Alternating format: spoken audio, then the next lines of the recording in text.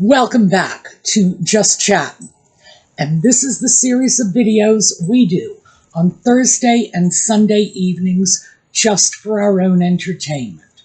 And in case you hadn't noticed, Audie is here in my lap, attempting to strangle me with his tail, but he's definitely looking for attention. It's been raining for several days. It's going to rain for several more, so a poor cat is forlorn and rather a little wet. So he's here looking for cuddle and support. Do you want to say hi to everybody? Come here, come here. Let me just, come on. There we go. Just to make sure that you don't think that I am hiding him the way the putative children are being hidden by only seeing his back. No, we get his face. And what can I say? He's just a cat. All right, do you want to, here, go. There we go. Okay, now I can get on with things. We are going to take a quick look at the, so much for getting rid of the cat. We are going to take a quick look at the intro, and we will be right back.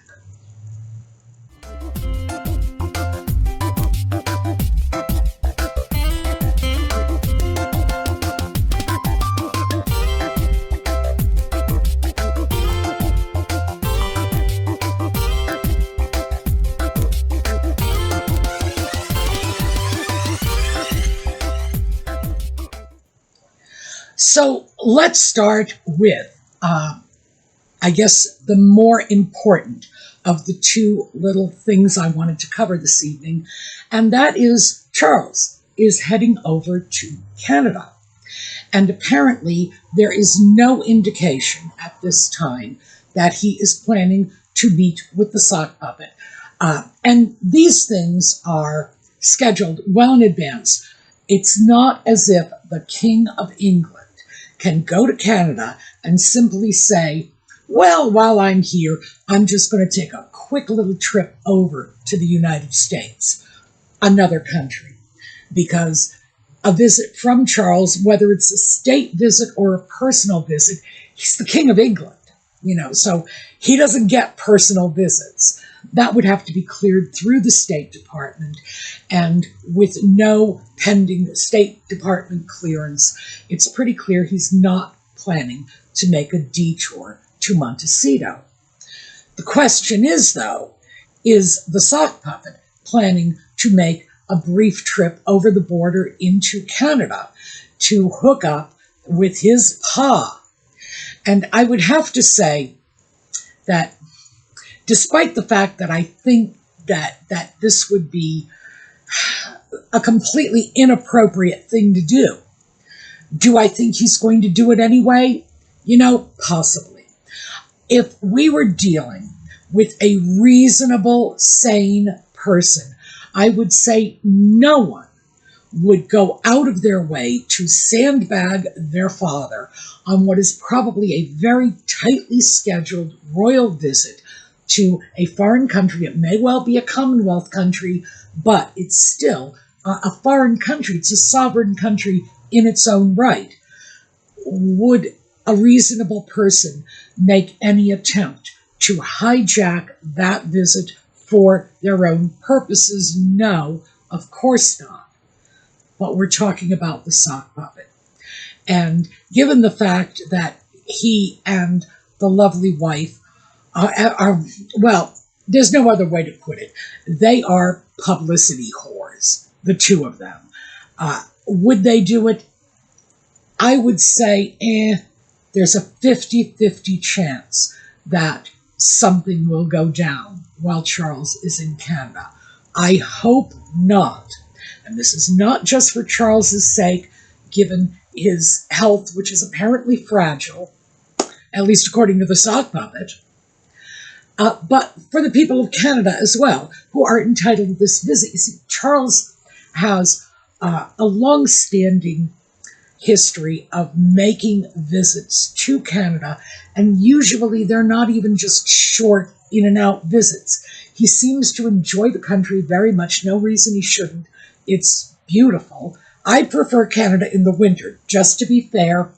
Going to Canada in May or June is not my idea of when Canada shows best. I think it shows best in the dead of winter, when it's just freezing cold, but gorgeous. You really expect like Santa Claus's workshop to be around every corner. Charles has often gone to Canada, and to interrupt a visit would be very disrespectful to the Canadian people, to the British people, to Charles himself. So I'm hoping for the best, but I'm expecting the worst, because after all, it's the sock puppet. So we're going to have to leave that one for now. Time will tell how this works out. Now we are going to move over to the second, far less important story, and this is Nutmeg's anniversary post on Instagram. So what we're looking at here is this just ridiculous little bit of fluff that Nutmeg posted, along with a very carefully curated selection of images of her ever-famous love story. So let's start by taking a look at the post. 7 years of marriage, a lifetime of stories. Thanks to all of you, whether by our side or from afar, who have loved and supported us throughout our love story. We appreciate you. Happy anniversary, little heart. So, yeah, let's just analyze this for a bit. We're not even going to touch the punctuation, which is a nightmare, but I think anybody who reads English understands this. What is in effect happening here is Nutmeg is making a post to announce her anniversary. One of the commenters had said she's wishing herself a happy anniversary, because in fact, you don't say happy anniversary to yourself. Other people say it to you. When you say happy anniversary, it's because you are wishing someone else a happy anniversary. It's not even as if she said happy anniversary H. No, because he's not mentioned in this, which is another thing people have found interesting. But what I find primarily interesting is her use of the word love. Their love story, the people who love them. And I love the fact that that's being put on the same level. Like, this is my love story. This is, my life with the sock puppet, which is cringeworthy all by itself. But that's being put on the same level as the affection her fans feel for her, which is not love. She talks about the people who have stood by them. Well, no one has. I think the only person who was there at the beginning and is still, at least presumably, there now is Doria. Everybody else has been dumped by the wayside. This great love story that has resulted in the fracturing of two families, and it's not just the sort of, oh gosh, I hate to say it, but normal family fracturing that one might imagine going on in any random dysfunctional family. But we are talking about people being vilified on the front pages of every newspaper in the world. We are talking about family members, people who are supposed to be loved ones, being called racist. And most recently, according to the sock puppet, Charles and William are wishing him dead. If anything happens to him, you know where the blame lies. This is beyond the pale. This is dysfunctional family times 10. And, I'm throwing in people like Charles Manson's family in this bunch. We've seen a lot of dysfunctional groups calling themselves family. And this one, boy, it's over the top. Is this what a love story is? No, of course not. Is what is going on with the sock puppet and Nutmeg a love story? No, it's not. And if it is, it should just be renamed Blind Ambition. Because, in fact, we know what that marriage is all about for Nutmeg. It was about manipulating a dim-witted princeling into giving her the publicity, the status, the title that she wanted. For the sock puppet, this is some sort of bizarre addiction. Nutmeg has preyed on his fear of abandonment because of his mother and all of his very disturbed thoughts and attitudes about that. Remember, he believes she was killed by the British press. Although, interestingly enough, he's perfectly willing to go to the British press with his stories whenever he feels he needs a little publicity boost. Boy, does that sound like one of Diana's famous card tricks or not? I think it does. We are looking at someone who is dysfunctional, never forced to grow up, and never forced to accept responsibility, never forced to accept accountability, glomming on to a woman who preyed on his insecurities and eventually pushed him to the point where there is no turning back. Yes, he says he wants reconciliation with his family. Does he? No, of course not. You don't ask for reconciliation by accusing your family of wanting to see you dead. So, yeah, that's a joke. Is this a love story? Nope, not in my book. But then we have the photos. And as I said, the photos are carefully curated. This is Nutmeg's personal instantiation of the great love story, with random photos designed to show whatever it is she wants to show to the public about her life, about the sock puppet's life, about how deliriously happy they are. And for a woman who says she never pays attention to social media, we certainly see a lot of images in this photograph that are, well, they're clearly designed to clap back at social media claims. And I'm not going to call them conspiracy theories, even though most of them probably are, because most of them do involve what has to be legitimate conspiracies. We are looking at, among other things, a very dark, grainy, small picture that can only be enlarged just so much before it becomes pixelated and unrecognizable, of what would seem to be Nutmeg in the late stages of pregnancy with the exposed belly out in, as I say, very poor photograph. But what I do want you to note, because the first thing that occurred to me is, how pregnant could she possibly be?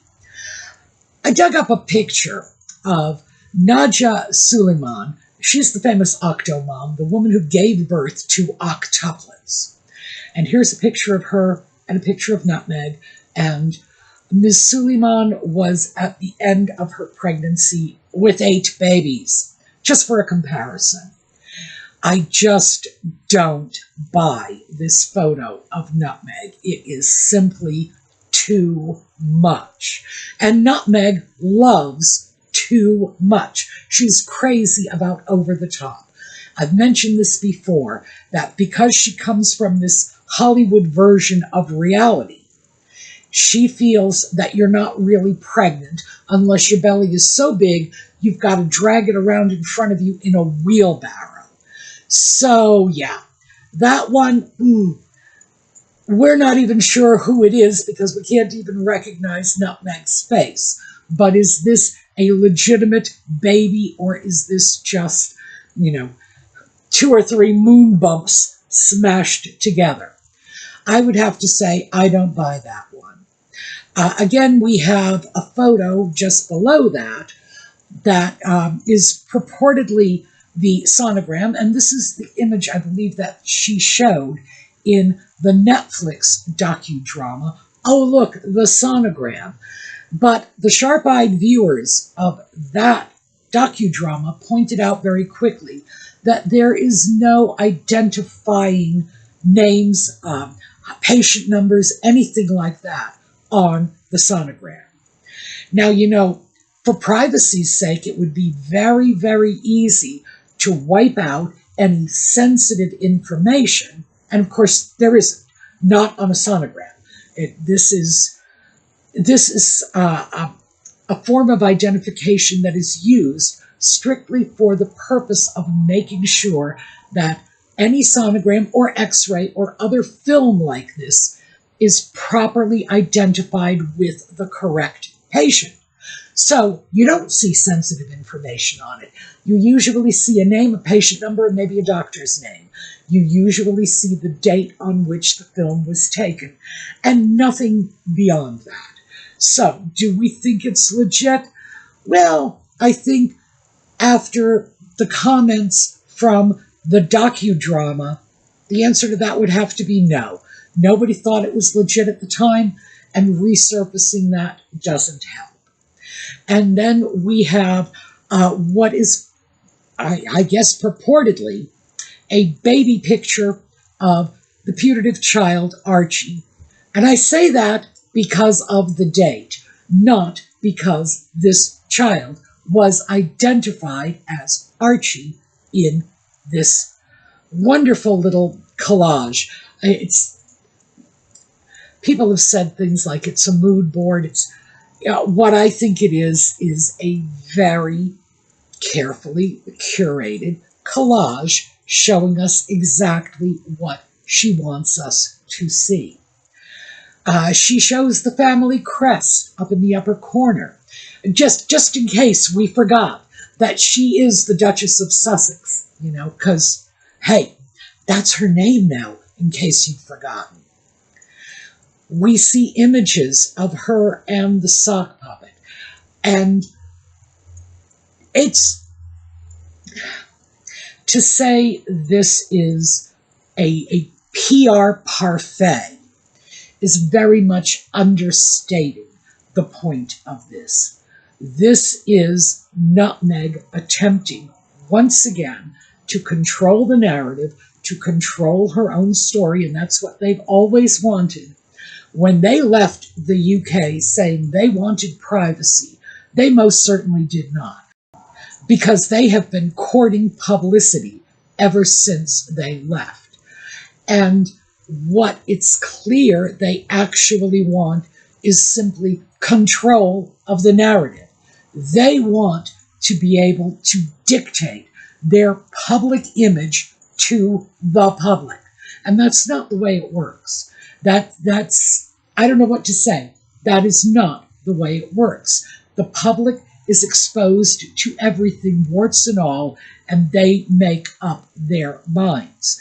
We are not living in Hollywood in the 1930s and 40s, when the studio system was in full flower and publicity agents handed photos to the press and said, here's the photo, write the accompanying story.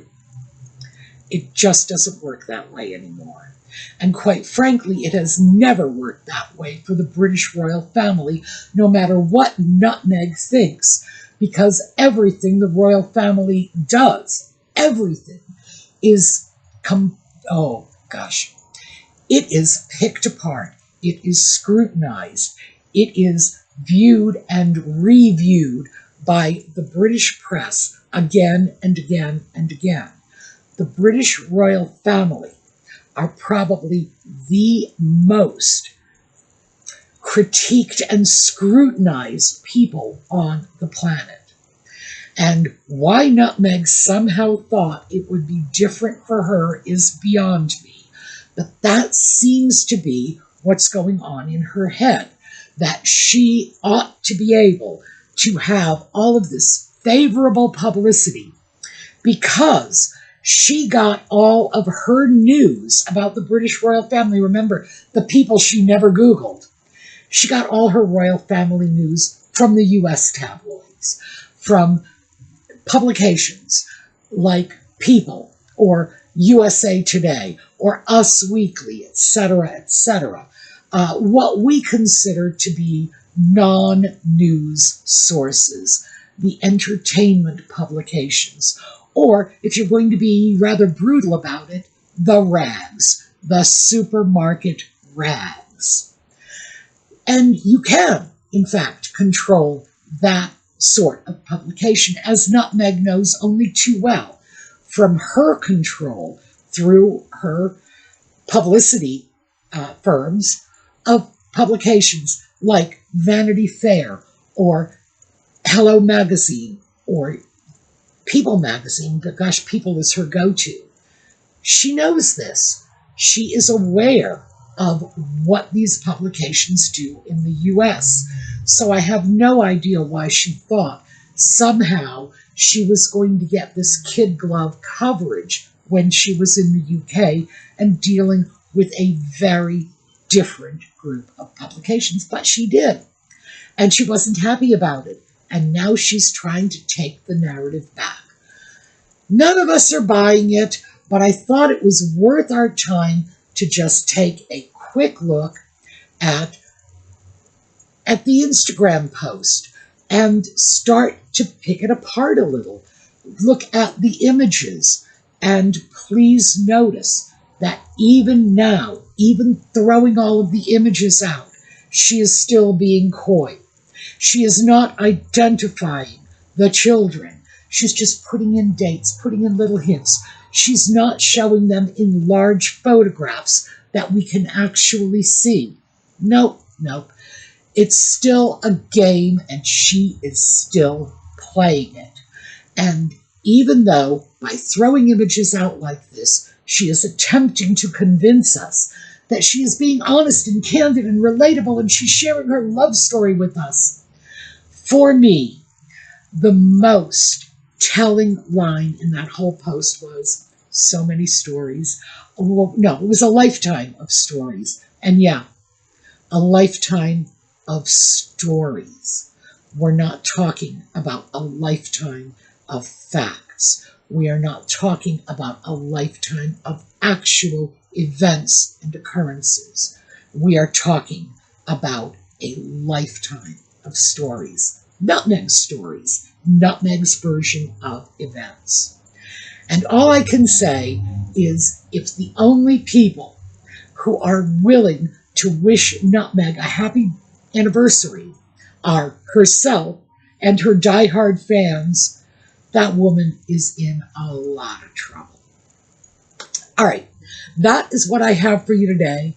We are going to take a look at a slideshow on the way out. You got some Audie time, and I still have to go out and make sure he's not playing in mud puddles, because he does that when it's raining out. He will go out and roll in mud puddles because he is, gosh, he's a piggy little cat. I don't know what to tell you. Piggy little cat. All right. We are coming up on the weekend. I hope to see you on the weekend videos. For those of you who do not join us for the weekend videos, I hope to see you again on Sunday evening. And in the meanwhile, have a terrific day.